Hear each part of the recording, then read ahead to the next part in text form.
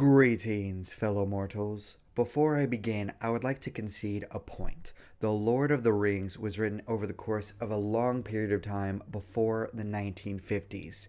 At the same time, the Witcher book series started in 1986, meaning that we're close to 100 years away from when the Lord of the Rings was created, and we're close to 40 years away from the start of the Witcher series. I want to keep that fact in perspective moving forward. This is not a criticism of the books, this is a critique of the new adaptations that won't let the setting of medieval Europe go. I want you to think about this for a moment. Why is it that so many fantasy worlds are based off of European culture? It would be fine if it happened every now and then, but the number of such settings popping up lately is close to insane. Rings of Power, House of the Dragon, The Witcher, Elden Ring, God of War Ragnarok, Ranking of Kings, possibly Attack on Titan. The MCU's Asgard to some degree. Even Harry Potter and Fantastic Beasts has Magical Britain be the center of the universe. And there are many more examples. There's so many magical European settings, and that's not even counting the fairy tales, the dramas, and the historical fiction set in early Europe. Doesn't it seem excessive at this point? It feels like all of fantasy culture is focused on Europe. It is especially focused on Great Britain and Viking culture. Now, part of this is understandable when it comes to anime and games from Japan. Elden Ring and the other Dark Souls games have heavy inspiration from European culture. You can see it bleeding through. Attack on Titan's focused region seems to be heavily inspired by Germany. Ranking of Kings seems to steal a bit of everything from Europe. Not to mention anime like Hellsing, Castlevania, Lupin the Third, and even JoJo's Bizarre Adventures. Not to mention all of the isekai. So much isekai. To Japanese creators, I can see why European settings seem like a magical, far-off place. It would appear romantic to them. So I can give them a bit of a pass, even though I would actually like for more anime to be like Fairy Tail and have a completely unique world. Now, I have a lot of criticisms about Fairy Tail, especially with the fan service during serious moments aspects of it, but I was always fascinated by the worlds of Earthland and Aedolis. If there's one thing you have to give Hiro Mashima, it would be that he creates unique settings. As for the current wave of European settings in Western media, I do think that it comes down to a combination of different aspects. One, America's history of European settlers/conquerors. Two, the Lord of the Rings' far-reaching influence. And finally, the fact that corporations and Hollywood in general are afraid to try anything new.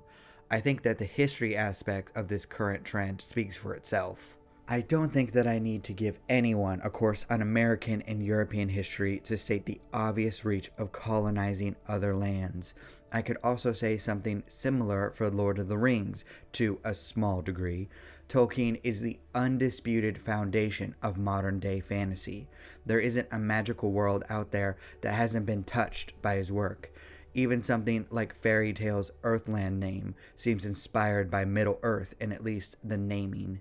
And we have to appreciate modern fantasy's origins. Lord of the Rings should never be forgotten, but I think that it's time to move past it to a small degree. Make something new that uses Tolkien's work as a springboard into something great. Of course, that's where we get into the third problem, a fear of failure. A fear of losing money, a fear of taking a risk with something new and unproven. This is shown by the reliance on older properties. Look at how many remakes there are. Even Disney is constantly remaking their older movies. The Little Mermaid and Pinocchio are just the most current examples. In order to maximize profits, companies are relying on nostalgia and old brands. That's why the biggest fantasy shows to come out this year are Lord of the Rings and Game of Thrones. Not to mention how much the Witcher series is getting featured by Netflix. It makes me feel bored. Now, the setting is less important than the characters. Stories can still be good with a generic setting, but this is a clear sign of oversaturation in regards to magical Europe. It's like back when everything featured vampires, or when Greek mythology was used all of the time. Too much of anything will kill a premise. It's gotten to the point that I don't feel excited when I hear about a vampire story or a tale about Greek mythology.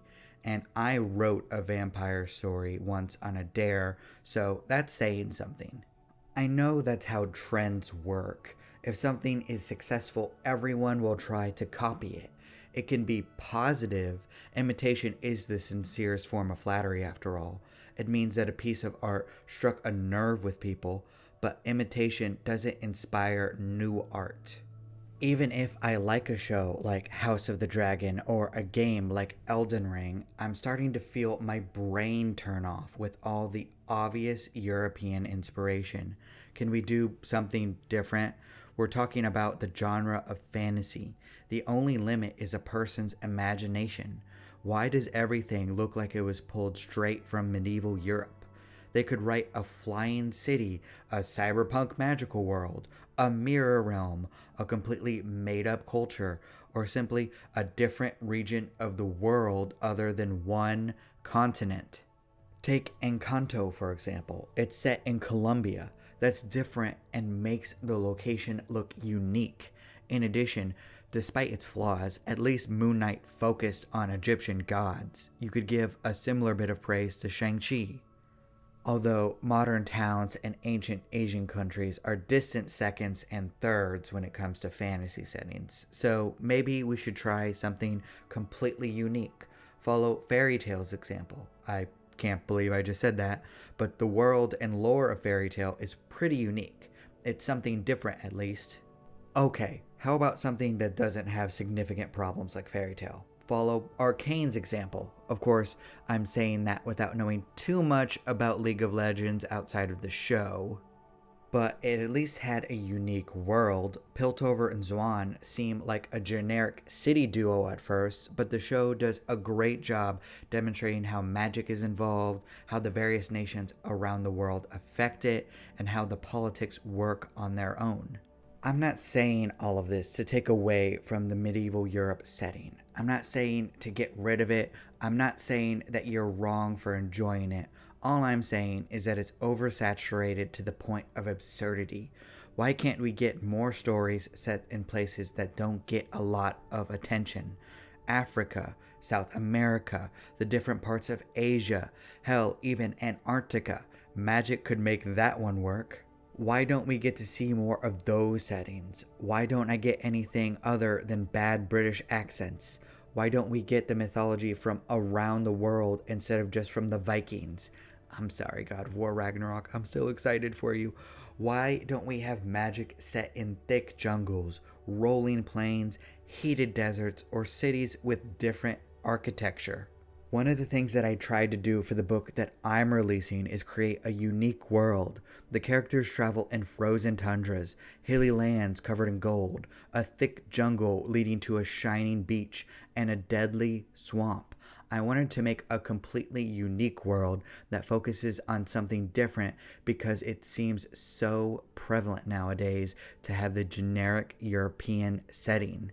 Beyond even my own work, I would kill for one of these streaming services to give lesser known works a chance, because nostalgia won't help these companies in the future if they don't give people anything new to be nostalgic about. Being bored of a setting might seem like a trivial complaint. After all, there are a lot more pressing matters involving writing, but I suppose this all goes back to a desire for something different. I want the large publishing corporations to give us something new. Why not release a cowboy fantasy? Why not use indigenous mythology or something like Egyptian mythology? Why not use elements of Hinduism and Buddhism? Be like Asura's Wrath and go wild. There are so many different things to be inspired by rather than the European countryside, dull dirt roads, and gray castles. There are so many ideas, and I would love for some of them to get some spotlight. Just showing a bit more range in settings could make all of these European tales feel fresh again, because even if they have amazing characters and writing, there's something that turns off in my brain lately at seeing the same European castles and Norse gods used over and over and over again. I mean, we're talking about magic here. Shouldn't that make it possible to live in the wildest settings possible? You could even have magic on the moon, in a toxic waste dump, or in the depths of hell. Just throwing out some ideas here. What do you think? Do you think the European setting is a bit played out in fantasy? Where would you like to see a fantasy story set? Leave a comment below telling me what you think. I'd love to hear different perspectives about this. Thank you so much for watching. If you like my takes on storytelling, please consider subscribing and liking the video. It would really help me out. Also, remember that I'll be self-publishing my novel, Dance of Frozen Death, at the start of 2023. I hope that you will check it out. I appreciate you. Do not despair.